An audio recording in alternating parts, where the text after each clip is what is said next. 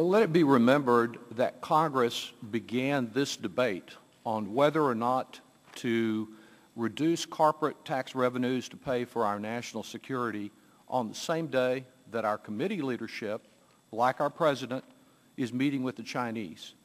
Because the first question that needs to be answered in this debate is how much more America will borrow from the Chinese so that some corporations can pay less.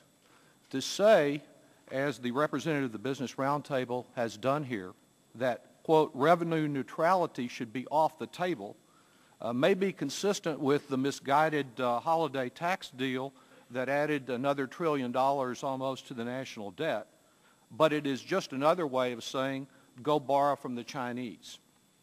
Of course, there may well be some merit to lowering the statutory corporate tax rate. All of our witnesses are suggesting that there is. One should realize, of course, that to the extent that we lower the statutory rate, if all corporations were paying that, that would represent a substantial tax increase for many of our multinationals. You've noted General Electric, for one, that would be paying many times the effective rate if it paid the lowered statutory rate that's being proposed. To call for a pure territorial system is really just another way of saying we want a permanent repatriation of profits holiday like the one that didn't produce more jobs for Americans last time. And it is a surefire way to encourage the continued export of more American jobs.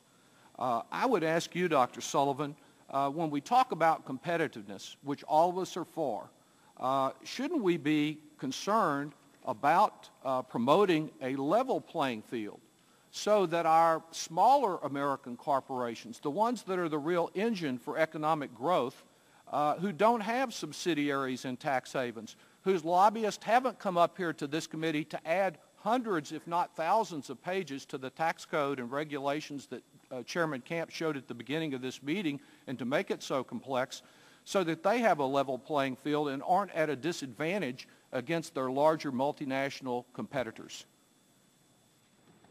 Yeah, thank you, Mr. Doggett. Yes, the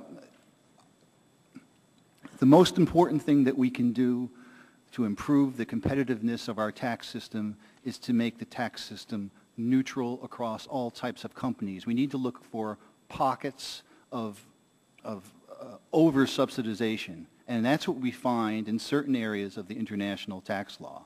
So we want a level playing field so that job creation can be uniform across the economy, particularly when our deficit problem is at these incredible levels.